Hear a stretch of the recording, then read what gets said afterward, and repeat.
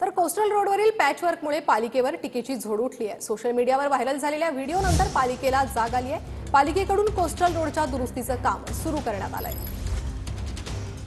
Coastal रोडवरती जे आहे ते डांबरी पॅचेस पडल्याची व्हिडिओ जी आहे ते सोशल मीडियावरती व्हायरल झाली होती। कोस्टल रोडवरती पडलेल्या पॅचेसची व्हिडिओ व्हायरल झाल्यानंतर याच गोष्टीची दखल जी आहे ते पंतप्रधान कार्यालयाकडून घेण्यात आली होती।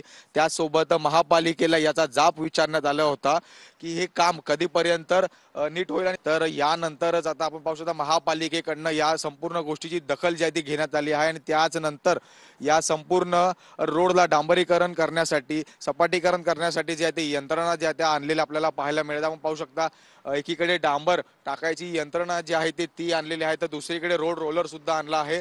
त्याचसोबत याच कोस्टल रोडवरची जवळपास 200 ते 300 मीटर रोडचा हा पॅच जो आहे तो संपूर्ण रिकामा करण्यात आला। त्यासोबत त्यावरती नवीन डांबर आणि त्यासोबत रोड रोलरने त्याला सपाटीकरण करून हा संपूर्ण रोड जो आहे तो नव्याने तयार करण्यासाठी आता महापालिका सुद्धा सज्ज झालेली आपल्याला पाहायला मिळते। जर्नलिस्ट कमलेश सह मी जय पवार, TV9 मराठी, मुंबई।